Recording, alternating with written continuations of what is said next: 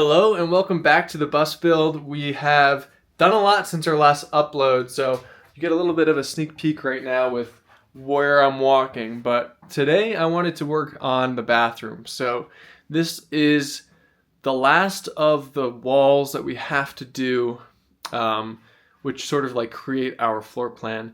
And I wanted to walk you through some of the decisions that we made for our bathroom, some of the puzzle pieces that we had to connect to make this all work, because I feel like in full-time RVing or mobile life, nomadic life, schoolie life, whatever, I feel like the bathroom is incredibly important, and it sort of makes or breaks the comfortability of living full-time out of a vehicle. So a lot of things that we had to consider here, a lot of just time spent thinking, considering, designing, redesigning. But today we're actually pretty confident with our plan here. And it is out there, I will say that. But you know what? It's got to be out there in order to live full-time comfortably on a school bus. I mean, that's just part of the nature of it. So I'm going to walk you through our plan here. And hopefully you guys can see it as I describe it. I may even use SketchUp to sort of visualize it for you. So I'll put that on the screen as well. So here we go.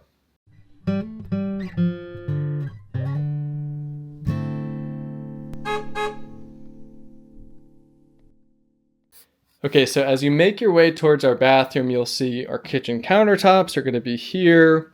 This is where the refrigerator is going to be. This is our pantry space, which is storing a lot of our tools as we build out the bus right now. And then the hallway ends and you can go left into the bathroom or right onto a little platform here, which will then lead you to the bed in the back of the bus. And this is our closet, or part of our closet. I'll talk about that another day. But I'm talking about the bathroom today, so let me familiarize you with the space. This is about a 26-inch door that we'll have here, and now we're entering the bathroom. And as you can see, this bottom piece of metal is one wall, and that links up with this up top. So I'm going to build this wall today. This is the second wall, and then you have a bathroom or a toilet stall over here. So let me talk about sort of our design process as we built this out. And I might sit in the toilet stall as I talk to you about this. Essentially, we wanted to keep it as open as possible. We wanted to make sure that this space, which is already small, doesn't get chopped up into 3 different pieces, because we need an exclusive space for our shower, an exclusive space for the toilet, an exclusive space for the vanity. So with that in mind, we did a lot of thinking, a lot of creative problem solving, and we came up with this design. So before I show you the design, there's one other thing that I need to talk about, and that is what Emily and I really enjoy. So if you're like Emily and I, you like to take long showers for some reason. It's just part of like the relaxation. Like, it's just, there's something about a nice long shower that's so comforting, and you can't really do that in a school bus full-time living. So we wanted to create some sort of environment where we can get that sense of relaxation, almost like that spa-like treatment, without having to get, a huge water tank and a huge water heater. So the idea was, what if we put a sauna heater in our bathroom? And I know that sounds crazy because it's a wet shower, you've got everything else, like how is that going to work? But once that idea was there, we kind of kept thinking about it and saying, well, is it possible? And we think it is. We don't know, but we think it is. And that's enough to go ahead and try to build it out. So let me go ahead and give you the full tour of our bathroom right now. Let's do it. First thing is, does the sauna heater have enough juice to run based off of our battery bank? Now we have about 50 kilowatts of battery storage, and the sauna heater, which will live in this corner right here, is rated for 3.5 kilowatts. Now that means a space like this should get heated in about 40 minutes, and your sauna most likely, most of the time, won't run, like your actual session won't run beyond 30 minutes. So let's say 4 kilowatts for the general experience of running this sauna. That's a lot, but given the battery bank storage and our solar, I think it's reasonable to do. It's not like we do it every single day, but when you want to, you can indulge yourself. And then, so that's in that corner. Over here, we have our vanity and our mirror above it. And there's wood cladding all up this wall. So the Finnish sauna, that if you've ever seen one or been in one, you know that there's wood cladding. That's what we have up against this wall here. On this wall, it's going to be tiled. And so is the case over here and these 2 walls, all tiled. Now the plan is we don't want any water going on this vanity sauna heater wall at all. So if our shower head, which is right here, is spraying water down, obviously it will hit our backs and just go all over the place. So what we wanted to do, or what we're going to do, is we're going to get a retractable shower curtain. So it's in like a little canister, and you can pull this shower curtain across like so and latch it onto this wall here. So when you are using the shower, all you need to do is pull that curtain across, and everything that shouldn't be exposed to water is now sealed off. And then you simply just pull it back and it's open and you can use the space again.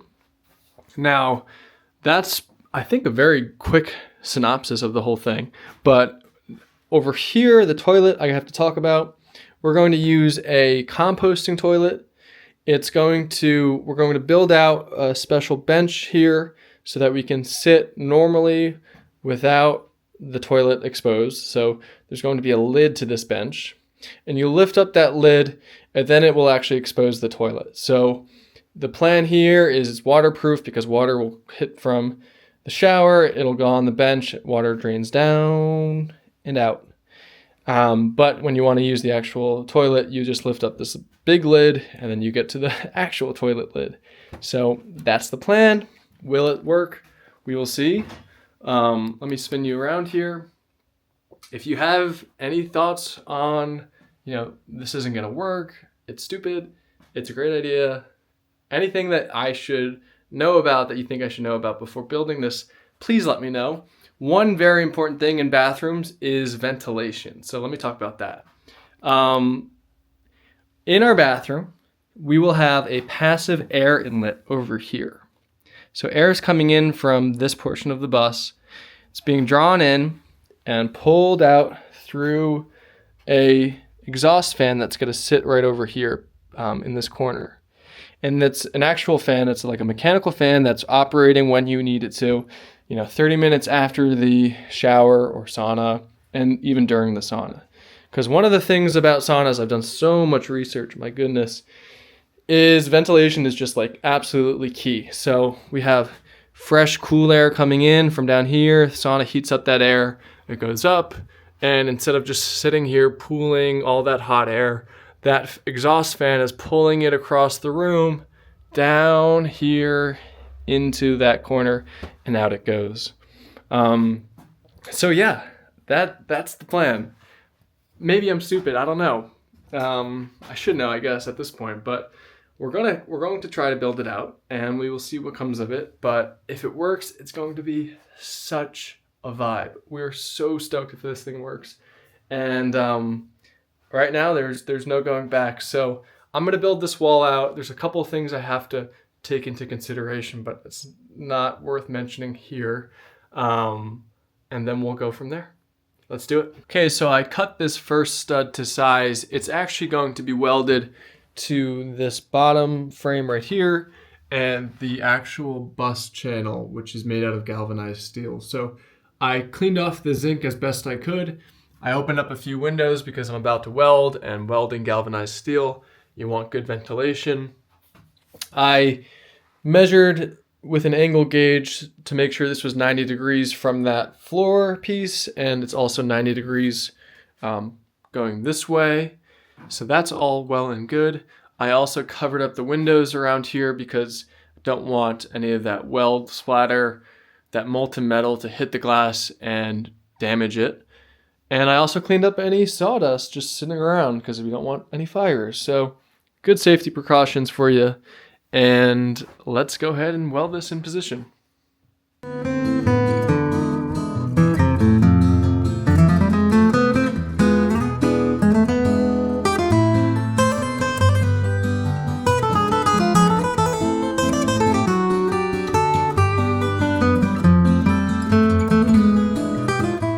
Okay, so the last thing I wanted to mention about this wall with the vanity here is if you look, I highlighted it at the top, is that there's going to be a bit of a cubby here, and it's going to be closed off from this side but open from the bedroom side of things. So the red face here is going to be open, and you can use that space inside of it. And what we're going to be putting here is actually our second mini split head. So we have one mini split head up in the front of the bus, the second one here in the back, and we wanted to make it basically recessed into the bathroom rather than proud on this wall, so that the bedroom space just feels more open and not constricted. So I have to put that in, and I go ahead in the rest of the video and do so, but I just wanted to clarify this with you here because it could be a little confusing without a visual representation. Okay, so the stud was put into position, and I just made the cross member to allow for my mini split head to be pushed into this cubby and essentially operate efficiently. So we needed some extra clearance for air to come into this cubby and then out the bottom. So that's that. Cross member is partially welded in over here. I'm going to give it some time before doing this one, because if I did both of them too fast, the metal studs would bend in on themselves and that would just be a nightmare. So that's that. I also wanted to quickly mention here, this wall, the reason why it's thicker than the other wall is because I need to allow the mini split head, it's got a refrigerant line that's about 1.5 inches in diameter. I need that 1.5 inch refrigerant line to go down this cavity of the wall. So it's going to go down and then out that diesel tank access door. So if you're wondering why it's so thick, that's why. Right now I'm going to make the studs for this portion of the wall that's going straight down, and I need to account for how my sauna cladding is going to be installed. So how a sauna is built is it's got an insulated wall, and then it's got a vapor barrier, and then it's got furring strips that should be vertical, and then it's got horizontal cladding on top of the furring strips so that there's about half of an inch or 3/4 of an inch of an air gap between the vapor barrier and the cladding that lets air come up and dry out that wood. So I've got to account for these metal studs to line up with the furring strips because they're the only piece of actual material I'll be able to bite into. So I'm going to do that. It might be a little bit of a puzzle right now because we are considering with this vanity here, I think a vanity should have a couple cabinets that you can store, toiletries and whatnot in. Because it's so narrow, we only have about 12 inches of a vanity space.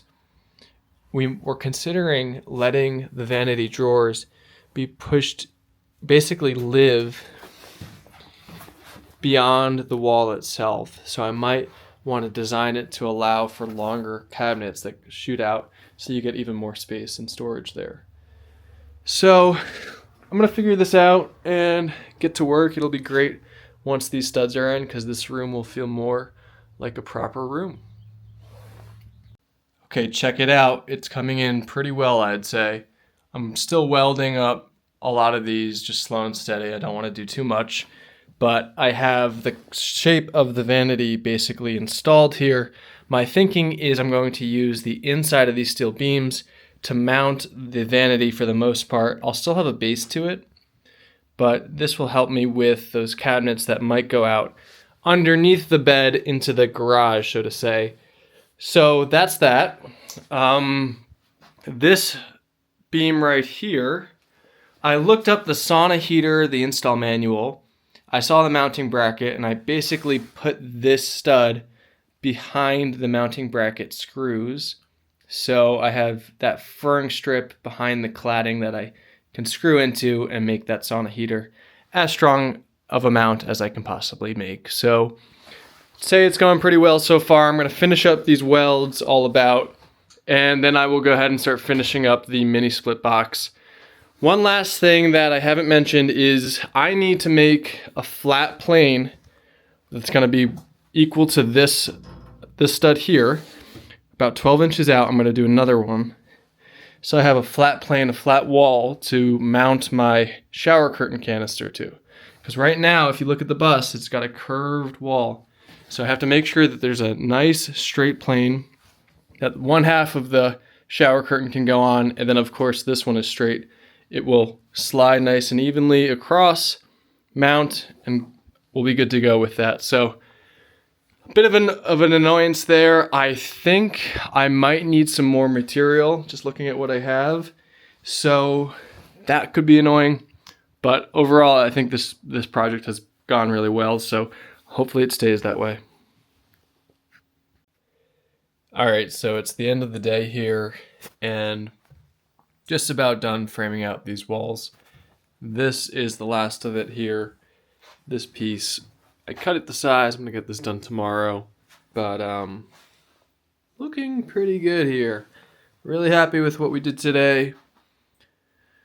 So this space right here, I put these on to sort of resemble the shower curtain assembly. It's a few inches out. So this will be the canister that you pull out. Gosh, my hands are so dirty. But that's that. There's going to be this flat wall that's a foot deep towards this wall right here. So I'm trying to think of useful ways to use this awkward space. What would kind of be nice is if, and remember, this is the dry section of the bathroom, so, or not the shower section. The whole thing will be a bit wet when the sauna's kicking, but I'm thinking we could do like thin shelves in this wall where you could put like toothbrushes, maybe some shaving stuff, maybe some hand soap. It could kind of might be able to work in that space. We'll see. But yeah, not too bad for today. Tomorrow we'll finish off this guy, and then it's a matter of making the mini split box. I'm definitely going to need some more material. But what I thought was funny, where is that thing? Yeah, this is how much I have left, which it basically needs to be another cross member. It's literally, I mean, within an inch of that length. So I had to cut this like so, if you can see, at a 45-degree angle to make these welds up top here. So we'll see if we can use this as the back end of the mini split box. But we'll need more material for sure. So yeah, we will check back in soon. What's up, Emily? So we finished off the remaining material that I had. I was able to get this last cross member in for the back of the mini split head. So everything's looking really good. I have to postpone the remainder of the welding until we get more material. But went really well. All these walls are looking straight, 90 degrees. What do I have to say about this? Well, one of the sacrifices we have to make with this mini split head is my head level. Maybe I can get a better view here. I'm basically a little bit taller than where the box is going to live here. So that means the vanity and the mirror are going to be a little bit below the top of my head, the top of the mirror, that is. So I'll just have to bend down a bit to check myself out. But it's, it came along pretty well. We're really happy with it. Next steps here are going to be putting on our plywood walls, the cement board, tile, insulation of these walls. So there's a lot to do still, but I think it's going to go pretty fast. And I hope you enjoyed it. If you have any questions or comments, leave it below. Say peace, Emily. Peace. Peace.